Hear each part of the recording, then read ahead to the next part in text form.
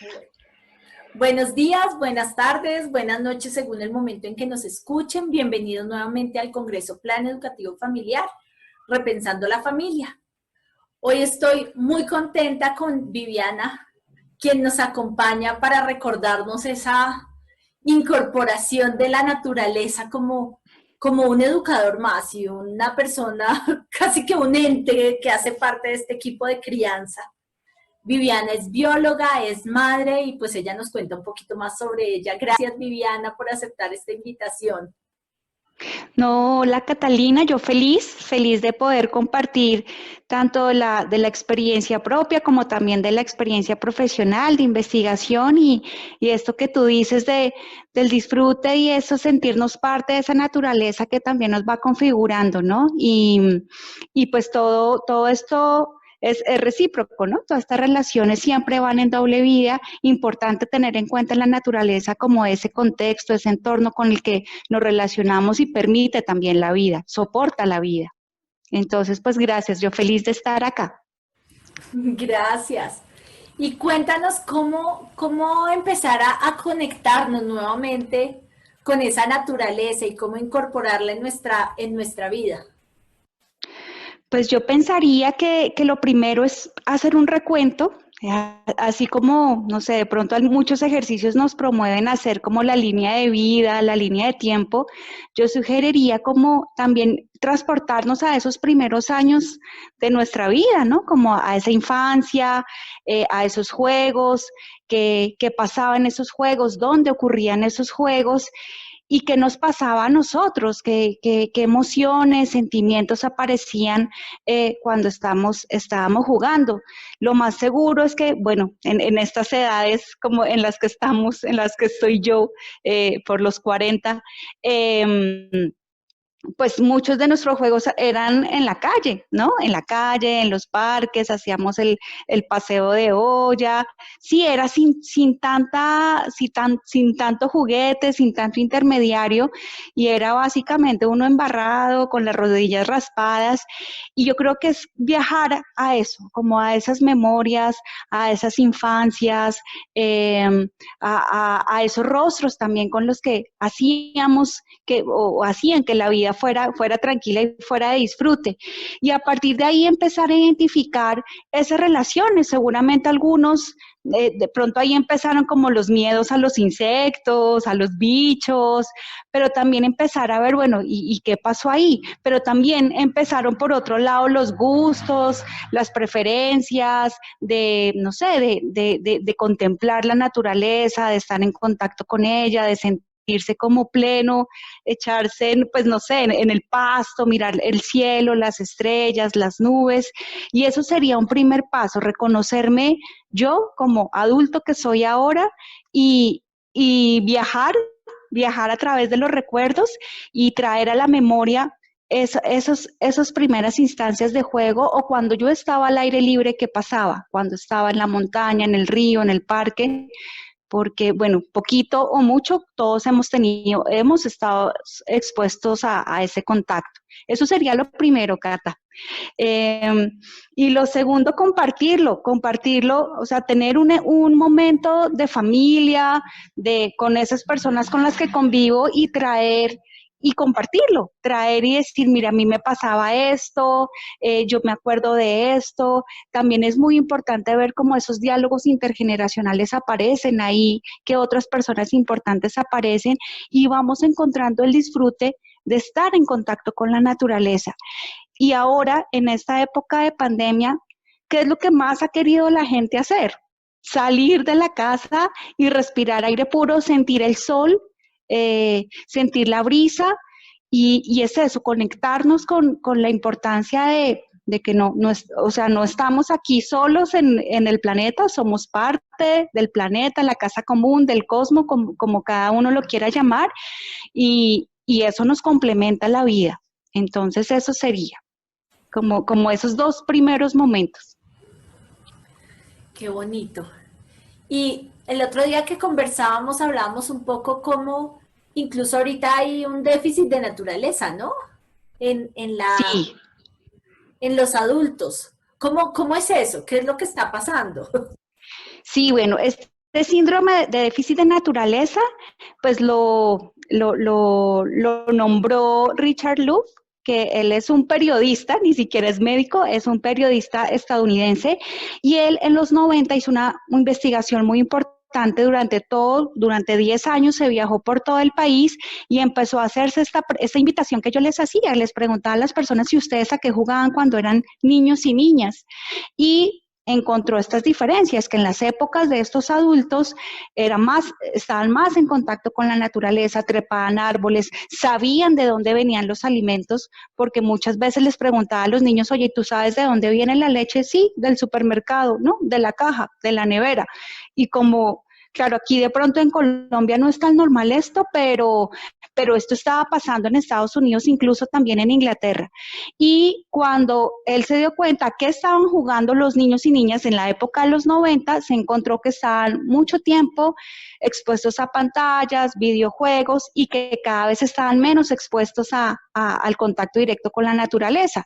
¿Y qué pasaba ahí? Encontró ahí pues sí, algunos problemas, tanto en salud física, mental, emocional, psicológica, y empezó a ver que los niños estaban más deprimidos, más solos, las capacidades sociales empezaban a disminuir, y claro, y él nombró esto como la ausencia del contacto directo con la naturaleza, y él primero pues lo formuló para los niños y las niñas, pero se dio cuenta que los adultos, pues íbamos como todo encaminados como a aislarnos cada vez más y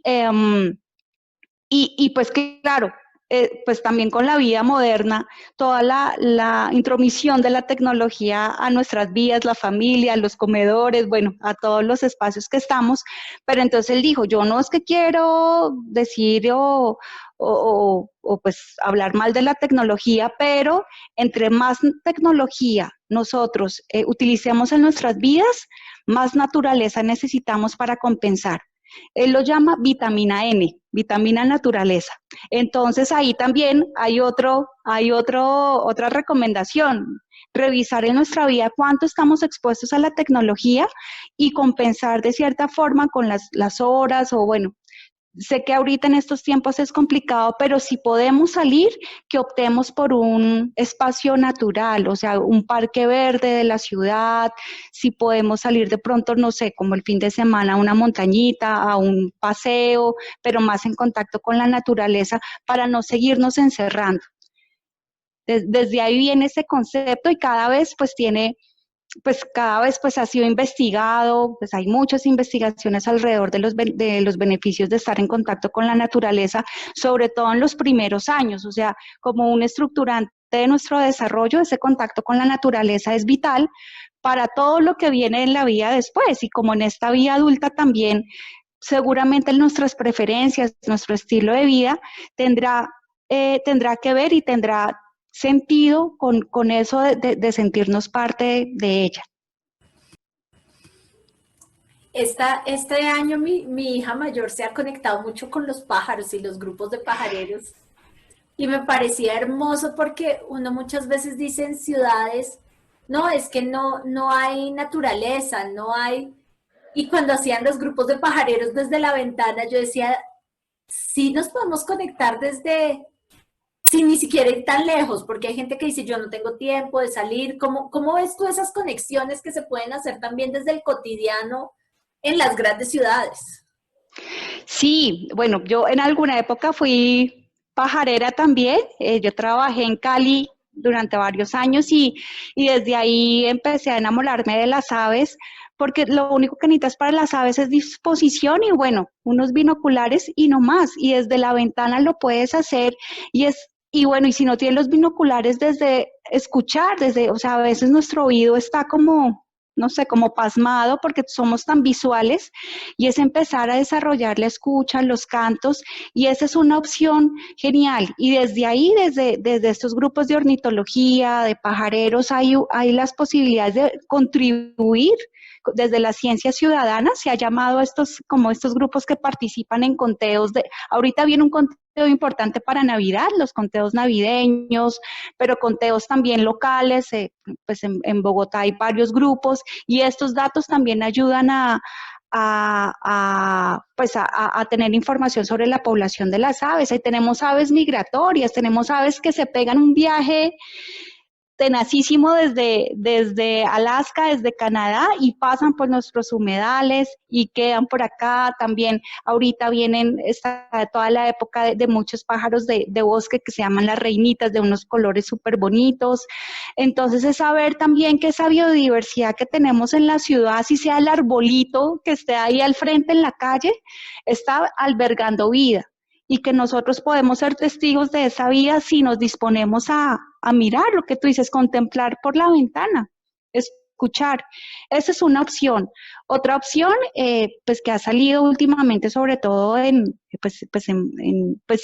Bogotá, pues es como conectarse con los mercados campesinos. Creo que saber de dónde provienen los alimentos nos conecta con la vida, con el trabajo, y todo esto no es que el campesino esté por un lado, la naturaleza por el otro lado. Creo que esto es una relación, sí, de tejido y de tejido social. Entonces, si niños y niñas, familias saben de dónde viene la papa, lo que significa cultivar una papa, hablar con un campesino, decirle de dónde viene esto, dónde queda, los tipos de papa que hay, desde ahí, desde los alimentos, también nos podemos conectar, valorar, y sobre todo honrar también el trabajo de tantas personas que está detrás, y eso también nos va cambiando la concepción de mundo, de sociedad.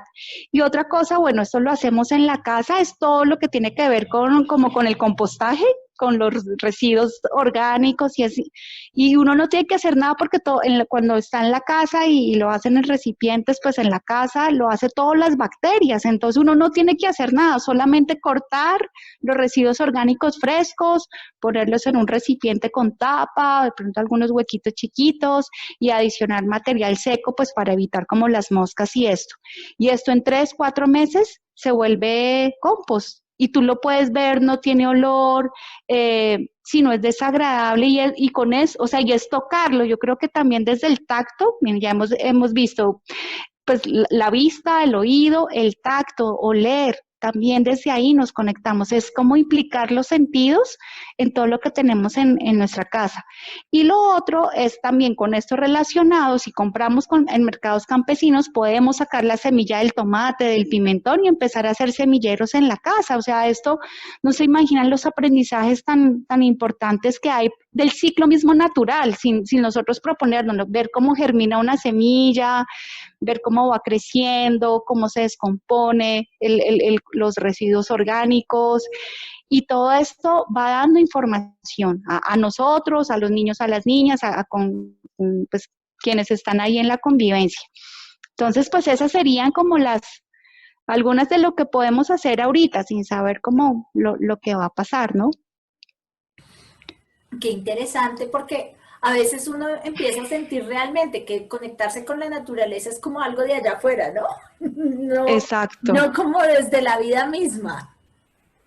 Exacto, y son imaginarios y representaciones sociales. No, es que yo no tengo carpa, es que yo no tengo un carro para irme a un parque, no tengo plata, y pues nadie le está diciendo eso. O sea, esas son opciones también, y son opciones muy válidas, pero lo tenemos en nuestro hogar también. Y tenemos, yo digo que como promover, bueno, Richard Loup también decía que para promover esto, él se apoyaba en una teoría que es la hipótesis de la biofilia. Esto fue propuesta por un un psicólogo evolucionista llamado Edward Wilson en 1989, y él decía eso: la biofilia la tenemos todos porque es una capacidad innata, o sea, genéticamente tenemos una afinidad por la naturaleza. Claro, esto nos ha servido a lo largo de la vida para sobrevivir, pero también cuando estamos incursionando en el mundo cultural nos da información también del entorno, ¿no? Y de cómo son nuestras relaciones. Entonces,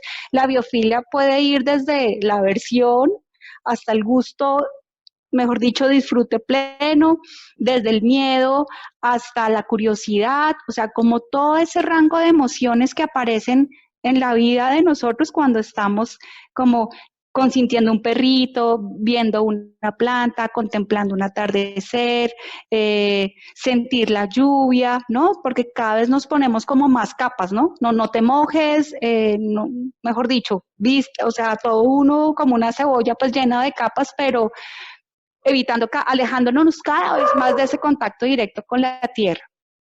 Entonces mira, o sea, yo digo, es como salir a la lluvia, claro, no vamos a estar ahí mojados todo el tiempo porque nos podemos enfermar, pero sentir la lluvia, llegamos rápido a la casa y nos cambiamos, pero el disfrute de sentir la lluvia, ¿no? Como de, ¿qué pasa cuando nos mojamos con la lluvia? ¿Cómo se siente?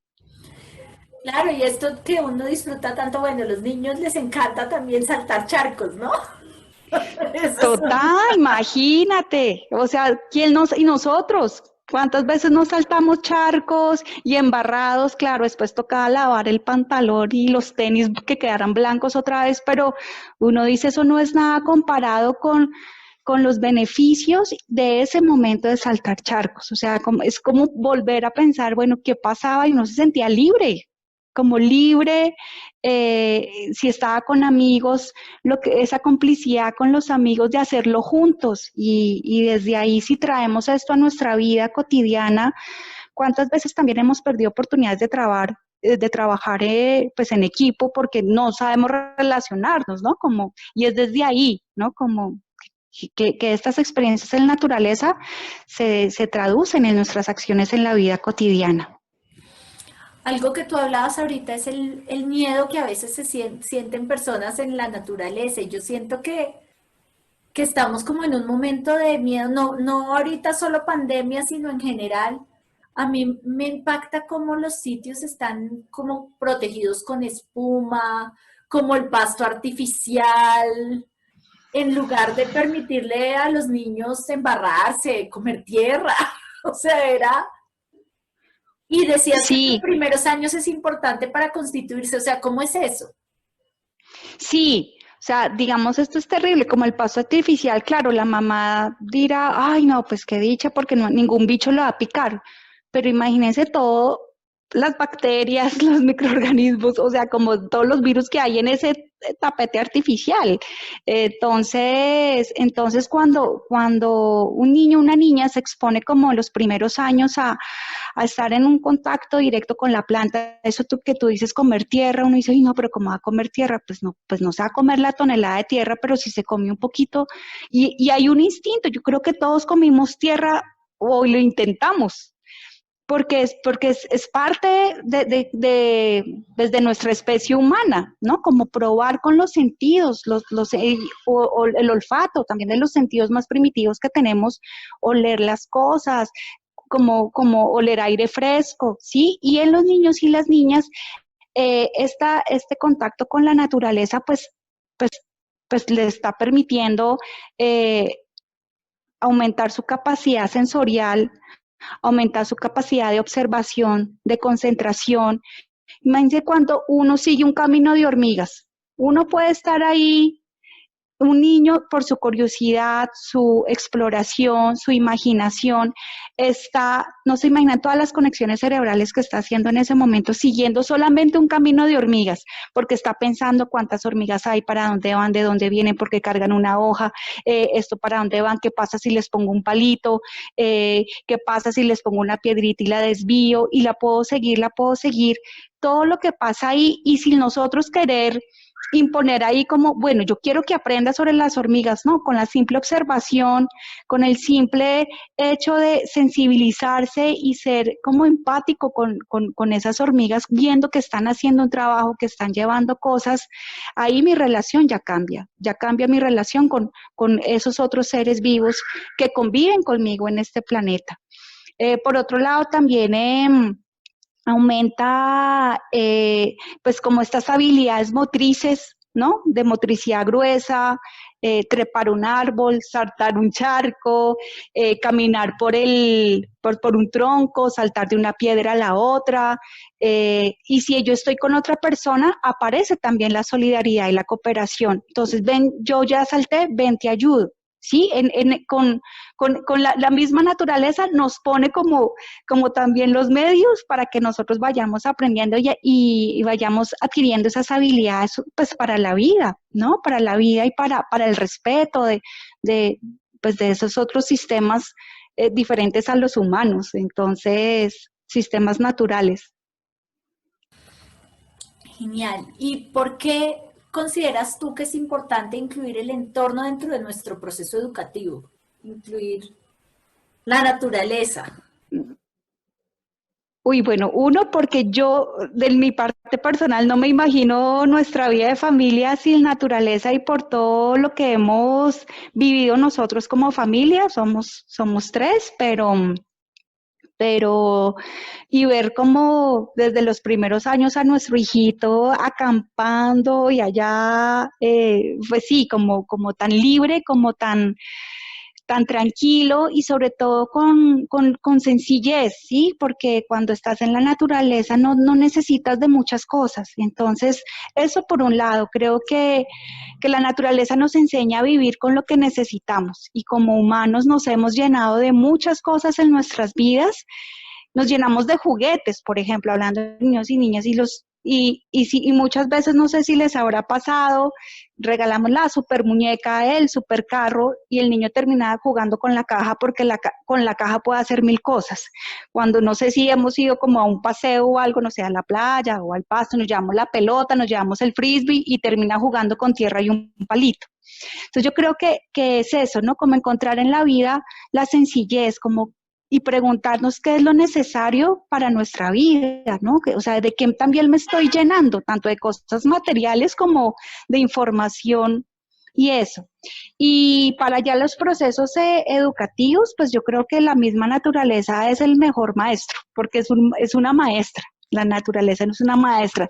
Tú puedes ver las nubes y empezar a deducir cosas. Bueno, ¿qué pasa cuando una nube se ve más oscurita, más blanquita? ¿Qué pasa con, no sé, si estoy pendiente de un proceso de germinación de una semillita de pimentón? Voy viendo cómo la vida se va abriendo camino y nadie te tiene que estar diciendo, ¿no? Sino que tú misma te das cuenta y vas sacando tus propias conclusiones. Igual también para las familias la naturaleza la oportunidad de ser quienes son, ¿sí? Como que en la naturaleza sale cada uno como es. No, a la naturaleza no necesitamos mentirle, a la naturaleza no necesito pues ponerme pues con mi mejor gala, no, o sea, ella te recibe, te acoge y eres tú. Y pues con eso empieza a interactuar. Entonces yo creo que es súper clave y debería estar presente como por lo menos, no sé, una vez al mes, si a la semana queda muy difícil, pero por lo menos una vez al mes y tener una experiencia, eh, sí, estar en un contacto un poquito más directo, promoverlo, o sea, si los adultos no lo promueven, pues los niños no lo van a vivir y no lo van a ver. Entonces, como adultos, como cuidadores, somos responsables de promover, de facilitar esas experiencias. Qué importante ese, y qué hermoso ese, la naturaleza como maestro, ¿no? Incluir, hablando de equipo de crianza, hablando de equipo de educación, viene ella como uno de los elementos importantes, de estos actores importantes de la educación de los niños y niñas. Y también quisiera que nos contaras un poco sobre ese proceso proyecto, investigación, además que tienes alrededor del disfrute y la naturaleza y los entornos. Sí, producto estudié una maestría en desarrollo educativo y social y fue muy bonito porque, bueno, es una maestría que está más en el área social y pues yo soy bióloga marina, pero yo soy una bióloga marina como atípica porque siempre me ha interesado como los procesos sociales pues humanos, ¿no? Y desde la experiencia en el Pacífico colombiano que trabajé con ballenas, con aves, con las comunidades negras, desde ahí también fue como decir, pues uno como biólogo no puede, pues sí, o sea, por más objetivo que tengas de conservación y de protección de esos sistemas de soporte de vida, solos no podemos hacerlo y necesitamos de otras disciplinas. Entonces aquí un llamado primero al trabajo interdisciplinar porque creo que todos aportamos desde el lugar que hemos estudiado y a partir de como de esa apertura de trabajar con otras disciplinas, me encontré con un licenciado en recreación y educación física y con una trabajadora social. Y fue como desde la recreación, desde estas prácticas en familia, cómo se promovía o qué sentidos le daban las familias a esa relación ser humano-naturaleza en la primera infancia. Entonces investigamos 5 familias, unas familias también, unas maestras para nosotros para la vida, y donde el juego, el disfrute, o sea, está tan incorporado a su vida que le daba sentido a sí mismo a la familia. Entonces, por eso, digamos, de ellos aprendimos como estas prácticas, una siembra, por ejemplo, una marcha en protección de los árboles, que bueno, en Bogotá tuvimos una época que estaban por disposición del gobierno local, pues estaban talando árboles y desde ahí había un disfrute. Entonces, eh, creo que estas familias y cada uno, pues cada familia con integrantes diferentes, tenemos familias monoparentales, pues con la madre a cargo, con papá y mamá, y es eso, como que no hay fórmulas para decir, bueno, como estas 5 familias lo hicieron, vamos a hacerlo todo. Entonces yo creo que ahí es muy importante el conocernos nosotros como adulto y como familia, observarnos, escucharnos, qué nos gusta, qué no nos gusta, qué podemos como negociar o qué no es negociable para la familia. Y creo que esta investigación pues nos permitió ver que desde ahí se da el sentido de esa relación ser humano con la naturaleza y por eso pues vuelvo y traigo como los diálogos intergeneracionales porque no se imaginan lo que era, por ejemplo, un picnic en un parque. Pues tenemos parques verdes urbanos en Bogotá grandes, el Simón Bolívar, la Virgilio Barco, y salir a este parque con el abuelo y empezar a escuchar a que el abuelo contaba cómo fue su infancia. Entonces, ¿qué pasaba en el niño o en la niña? Como que primero como admiración por la vida de su abuelo, segundo conectarse con ese campo que de pronto no conoce o con esa infancia del abuelo, y todo lo que eso va uniendo a la familia. ¿Y dónde se estaba dando esto? En medio de la naturaleza. Otras cosas bellísimas que pasaban y que tuvimos una familia muy bonita, donde pues ellos están como en protección de un humedal de Bogotá, y hay un árbol en ese humedal donde pues que lleva muchos años, y la mamá siendo niña se sentaba en ese árbol y ahora la niña se sienta en ese árbol. Imagínense la conexión que puede haber ahí, como de yo estoy sentada en el árbol donde se sentó mi mamá, o sea, este árbol cuántos años tiene, todo lo que ha visto, cómo me conecto ahí yo con mi mamá. Y así hay un montón de anécdotas con las familias, pero decirles que cada familia es diferente, o sea, no todas las familias somos iguales porque precisamente nuestras historias son diferentes. 2, todas las historias cuentan, las trayectorias de vida son importantes y tenemos que escucharlas y conocerlas para poder construir algo en conjunto. Y tercero, que aquí también entra un factor importante que es la creatividad y la imaginación, que es también algo que aparece cuando estamos en la naturaleza, pero como familia también, cómo nos reinventamos, cómo empezamos a, no sé, inventarnos cuentos sobre la naturaleza, con los mitos y leyendas también de Colombia, que es tan rica, de Latinoamérica, y desde ahí, porque sí, o sea, como cuando empezamos a dialogar, no se imaginan todas las cosas que pueden salir ahí cuando traemos los recuerdos, cuando traemos nuestra propia vida, nuestras profesiones, nuestras elecciones. Entonces, bueno, eso así como cortico contando de la investigación. Qué lindo, me encanta cómo te emocionas cuando das. Sí, no, me emociono. Sí, me emociono. Y qué linda invitación, porque a veces sentimos que la educación y el aprendizaje pasa es en lo formal, en las escuelas, en lo que lleva una nota, y es un recordatorio a todos estos momentos que son de aprendizaje profundo y que verdaderamente, si uno se va a su infancia, también fueron los momentos que a uno lo marcaron, con esa invitación que nos hacías al comienzo. Exacto, porque eso es lo significativo y eso te queda, ¿no?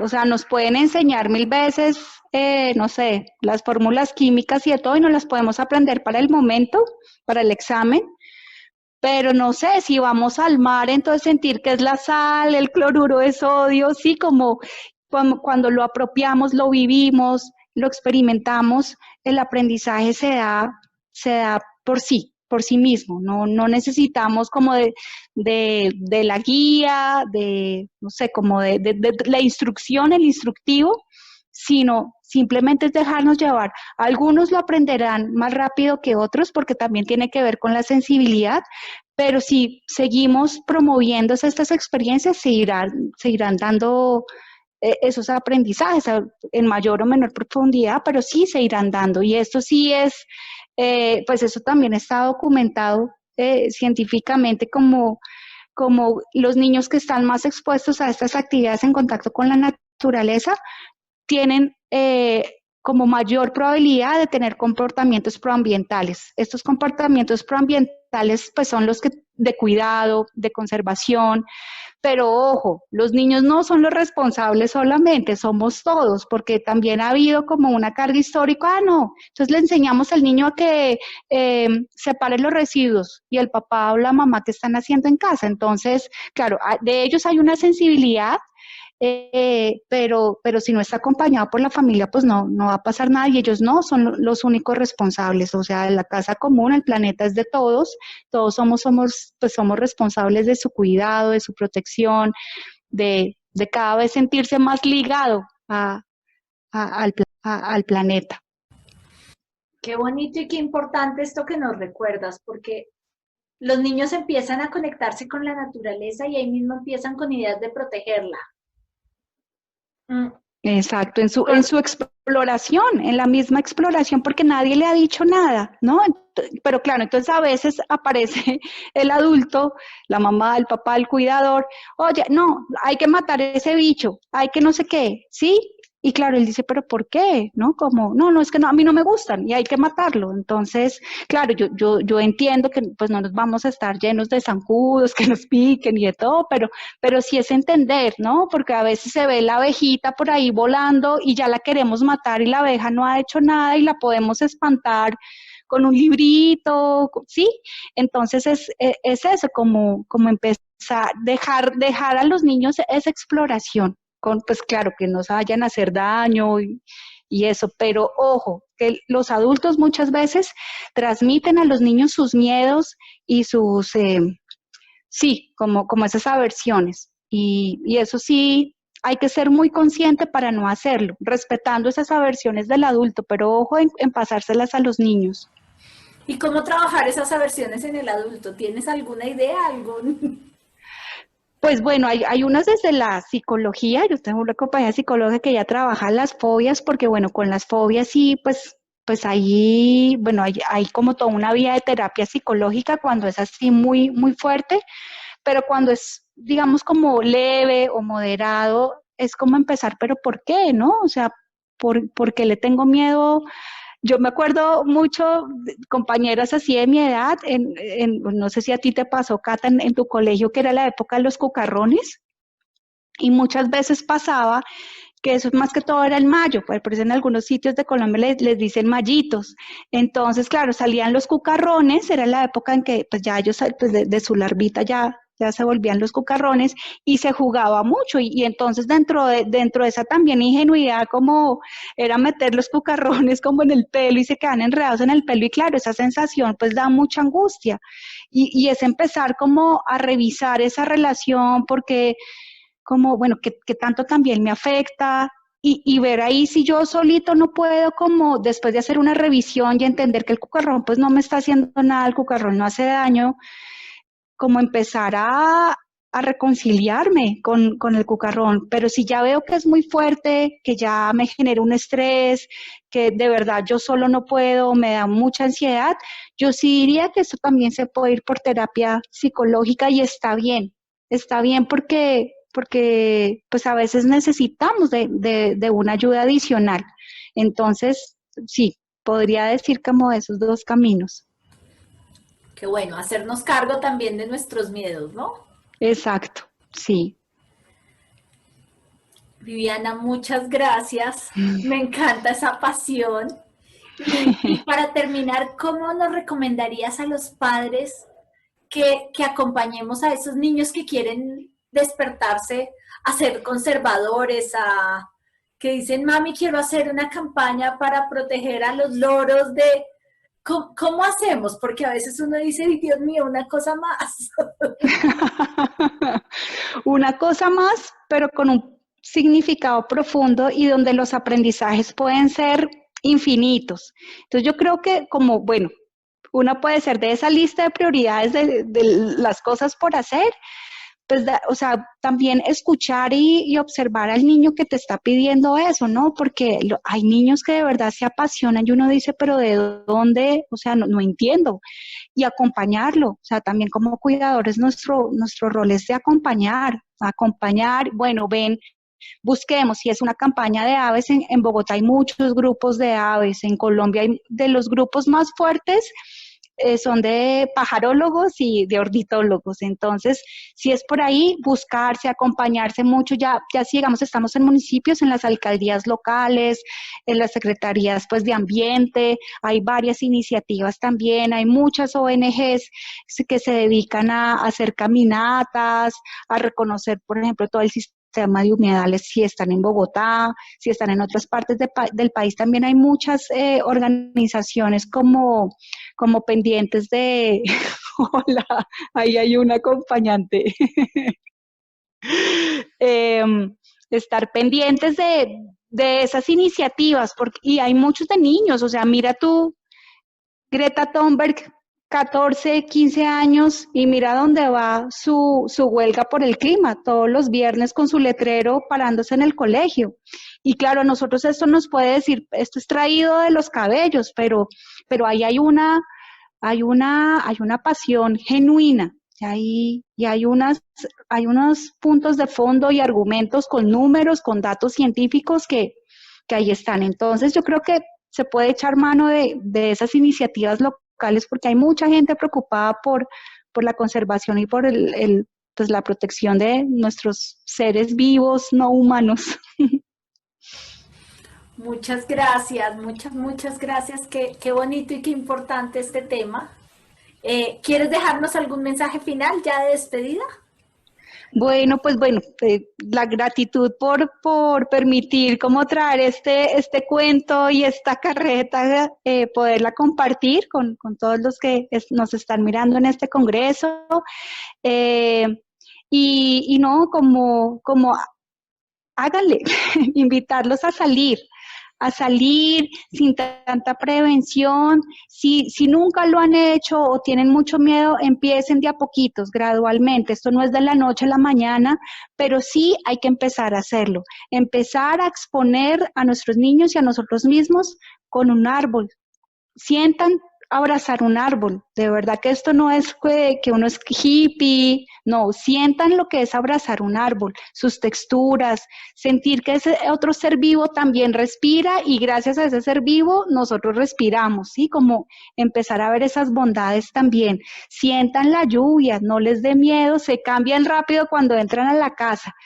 Tengan eh, matitas en sus casas, plantas, cuídenlas. Desde ahí estamos enseñando el cuidado de otro ser vivo y a la vez enseñamos autocuidado, ¿sí? Lo que se necesita para vivir. Y empezar así, y a poquitos, y ya más adelante serán los expedicionarios del mundo, con su morral al hombro y su carpa. Pero por ahora sí, por lo menos iniciar y salir en el entorno cercano que hay, en la ventana, miren el sol, agradezcan por el aire que respiramos todos los días. Creo que la gratitud también nos permite conectarnos, que nuestra vida no sería posible si no estuviera la naturaleza. Qué importante mensaje, Viviana. Muchas gracias. Para todos y todas les cuento que Viviana nos hizo una presentación muy hermosa de su vida, de su familia, y está compartida en los bonus de las personas que compren el paquete premium. Ojalá se animen porque es algo increíble. Muchas gracias. Bueno, gracias, Cata, y sigan disfrutando del Congreso. Muchas gracias. Chao, un abrazo. Chao.